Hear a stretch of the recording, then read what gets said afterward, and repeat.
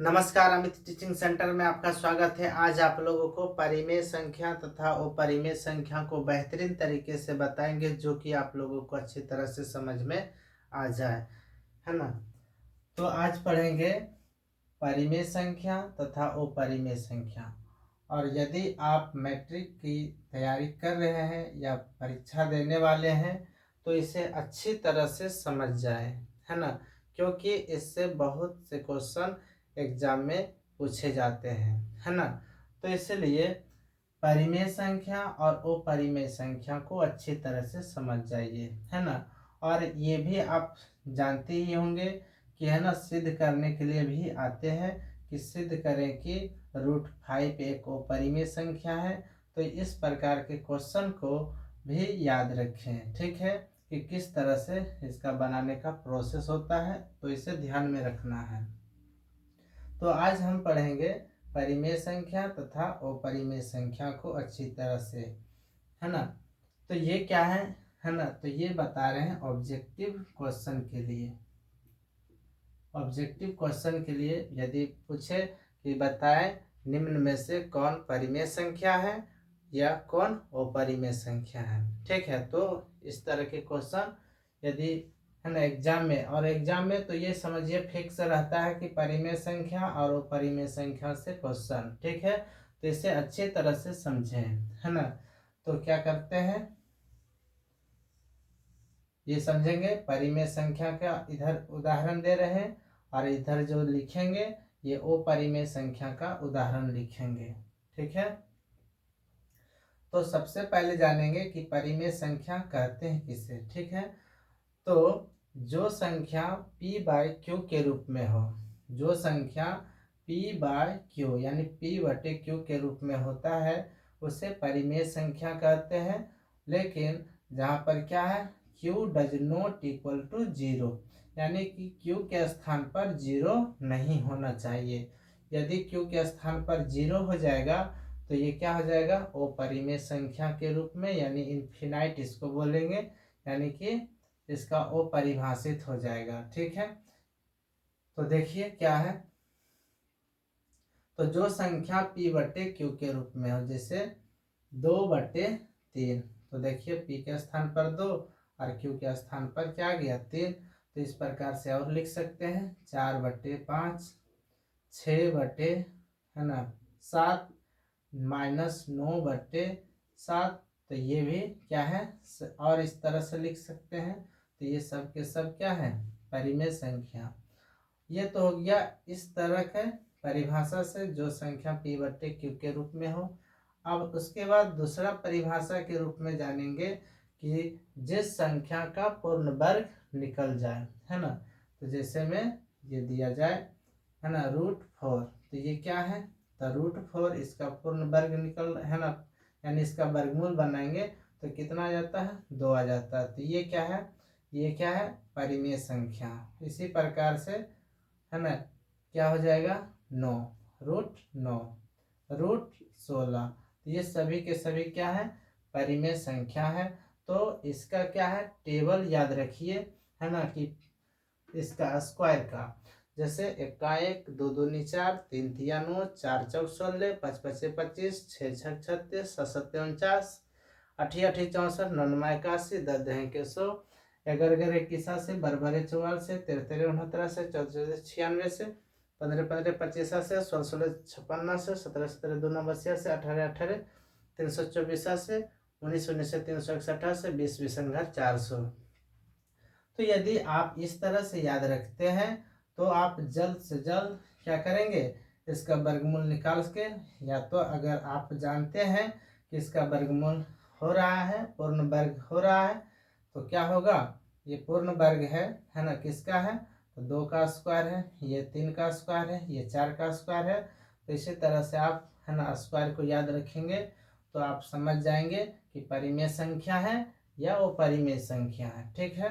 तो इस तरह से भी रहेंगे तो क्या होगा, परिमेय संख्या, ठीक है। तो ये तो हो गया p/q का फॉर्मूला, है ना, मतलब परिभाषा से। और ये हो गया, है ना, क्या बोले थे, जिस संख्या का पूर्ण वर्ग निकल जाए, यानी कि वर्गमूल निकालने पर पूर्ण वर्ग मूल निकल जाए तो उसे क्या कहेंगे, परिमेय संख्या। अब तीसरा डिफिनेशन से फिर जानेंगे परिमेय संख्या किसे कहते हैं। तो जिसका हर शून्य ना हो, जिसका हर शून्य ना हो, जैसे 0 है ना, तो 0 लिख दिए हैं तो नीचे नहीं कुछ तो क्या है 1 है, तो हर तो शून्य नहीं है ना। और आगे लिख सकते हैं 1 0 1 2 3 है ना, डॉट डॉट, और लिख सकते हैं -1 -2 -3, और इस सब में डॉट डॉट। तो ये क्या है, नहीं कुछ तो इसके नीचे 1 है, इसके नीचे 1 है, इसके नीचे 1 है, तो हम क्या बोले, जिसका हर है ना, इसका हर क्या होगा 1 है, तो जिसका हर शून्य ना हो तो क्या होंगे, परिमेय संख्या। तो इस प्रकार से अगर दिया रहे तो ये सब के सब क्या हो जाएंगे, परिमेय संख्या। और यदि आप जानते होंगे कि पाई है ना, तो पाई हम इस तरफ लिख देते हैं क्योंकि पाई क्या है, वो परिमेय संख्या है ना। तो ये बहुत बार एग्जाम में पूछे जाते हैं कि बताइए है ना, बताइए कि क्या पाई क्या है, वो परिमेय संख्या की परिमेय संख्या। तो किस तरफ लिखे है, वो परिमेय संख्या तरफ लिखे हैं, तो ये क्या है, वो परिमेय संख्या है ना। पाई तो वो परिमेय संख्या है, लेकिन पाई का मान क्या होता है 22/7, तो 22/7 क्या है, ये परिमेय संख्या हो जाएगा है ना। तो देखिए है ना, पाई का मान होता है 22/7, तो पाई है क्या, वो परिमेय संख्या, लेकिन 22/7 क्या है, परिमेय संख्या। ठीक, तो पाई क्या है, वो परिमेय संख्या, और 22/7 क्या है, परिमेय संख्या। और 22/7 का यानी पाई का मान एक और होता है 3.14, तो ये भी क्या है, परिमेय संख्या। ठीक है, तो अभी देखेंगे और इसके एग्जाम्पल। तो एक पाई इधर से याद रखना है और एक 0, तो ये भी 0 को भी कई बार एग्जाम में पूछे गए हैं कि 0 बताइए परिमेय संख्या की अपरिमेय संख्या, तो आप क्या बताएंगे, परिमेय संख्या। और लेकिन पाई के बारे में पूछे तो क्या बताएंगे, अपरिमेय संख्या। ठीक है, तो ये दोनों ध्यान में रखना है। ठीक, अब और आगे समझेंगे कि परिमेय संख्या और है ना रूप में होती है। तो हाँ, जैसे इस प्रकार से लिखे हुए हैं यहाँ पर भी, तो ये क्या है, परिमेय संख्या है। और भी लिख सकते हैं 1 4, तो ये क्या हो गया, परिमेय संख्या है।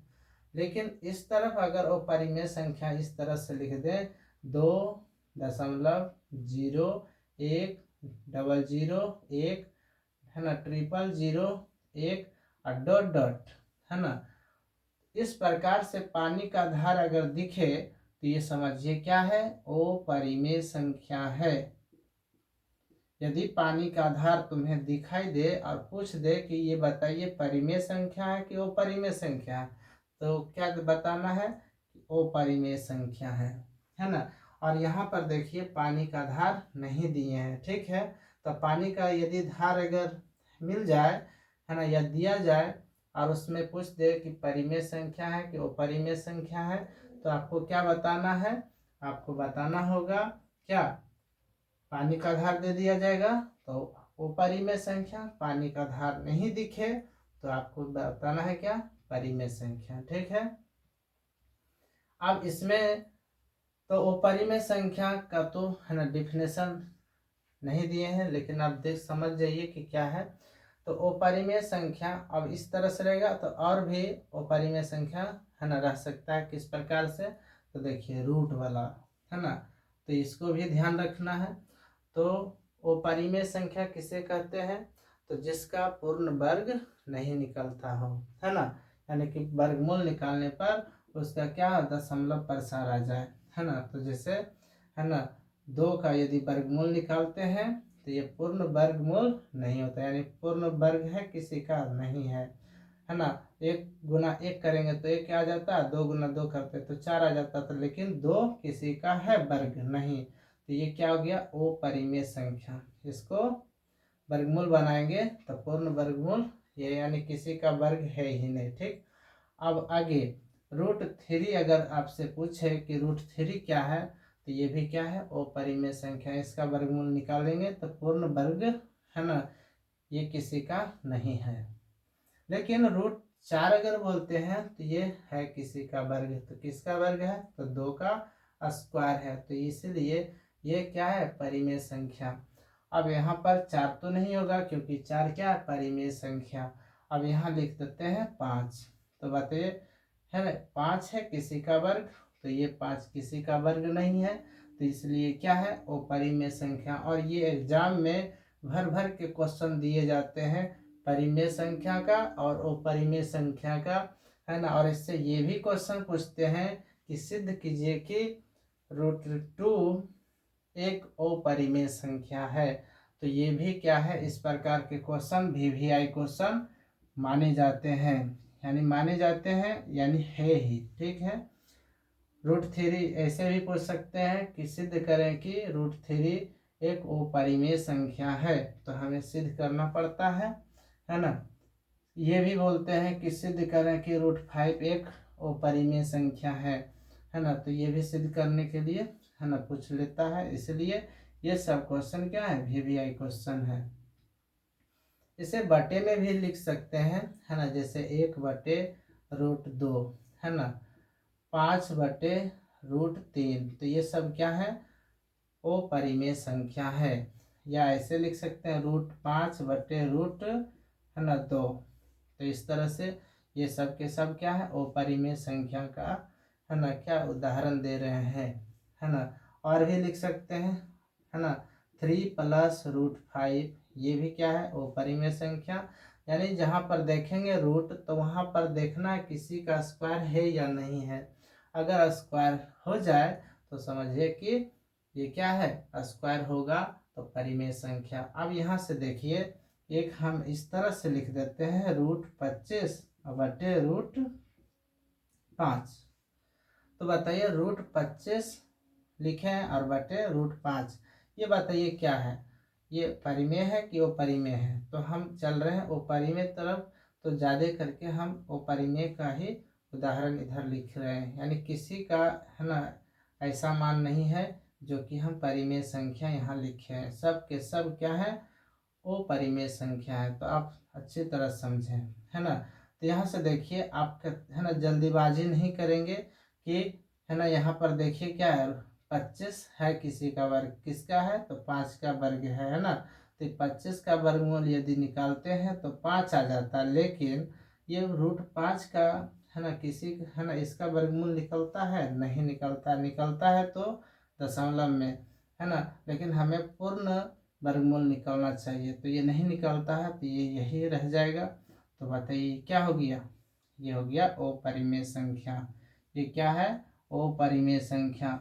लेकिन कई बच्चे ऐसे देख लेते हैं कि क्या होता है कि ऊपर देख लिए कि √25 है, अरे 5 का स्क्वायर है, ये हो गया परिमेय संख्या। तो ध्यान से देखना है और उसमें क्या करना है, अच्छी तरह से ऑब्जेक्टिव क्वेश्चन को बनाना है, ठीक है। और भी इसके कई एग्जाम्पल हो सकते हैं, है ना, आप देखेंगे इस प्रकार से। इसमें देख लेते हैं कि अगर इस तरह से रहे, है ना, √25/√16, क्या है, √25/√16, तो ये क्या है, ये परिमेय संख्या है ना। तो इधर समझ रहे हैं ये क्या है, हर एक टाइप बता रहे हैं, है ना, कि किस तरह से पहचानना है, परिमेय है अपरिमेय है ना। यदि नहीं समझ में आ रहा तो 1 से 2 वीडियो है ना, 1 से 2 बार वीडियो इस वीडियो को देख लेना है, तो अच्छी तरह से समझ में आ जाएगा, ठीक है। तो ये देखिए 25 है ना, ये किसका स्क्वायर है, तो ये 5, यानी 25 का वर्गमूल क्या हो जाएगा, 5 हो जाएगा, और 16 का वर्गमूल क्या हो जाएगा, तो ये 4 होगा। तो ये देखिए 5/4 क्या हो गया, P/Q के रूप में आ गया है, तो इसलिए क्या कहेंगे, ये परिमेय संख्या है। और यहाँ पर देखिए एक निकला और दूसरा नहीं निकला, यानी पूर्ण वर्गमूल नहीं निकला, यानी कि अगर यहाँ पर पूर्ण इसका भी पूर्ण वर्गमूल निकल जाता तो ये क्या हो जाता, परिमेय संख्या। लेकिन एक निकला और एक दूसरा, यानी कि नीचे वाला हर वाला मान जो है √5 ये नहीं निकल रहा, इसलिए क्या हो गया, वो परिमेय संख्या, ठीक है। तो और आप प्रैक्टिस कर सकते हैं, है ना, गैस पेपर से, या है ना जो आपका NCERT बुक है उससे, उसमें तो बहुत कम क्वेश्चन दिए हैं, इसलिए गेस्ट पेपर से आप है ना इस तरह से क्वेश्चन को बना सकते हैं। और ये एग्जाम में है ना 100% ये क्वेश्चन पूछे जाते हैं परिमेय संख्या और अपरिमेय संख्या से। तो जो इसका है ना जिसका जो अच्छे पकड़ है परिमेय संख्या और अपरिमेय संख्या का तो उसका गलती नहीं होगा। लेकिन जिसका अगर कम पकड़ है यानी कम समझते हैं परिमेय संख्या और अपरिमेय संख्या को, तो इस वीडियो को 2 से 3 बार देखिए, है ना, कंप्लीट हो जाएगा। तो बस इतना ही। नेक्स्ट वीडियो देखने के लिए हमारे चैनल को सब्सक्राइब करें। जय हिंद।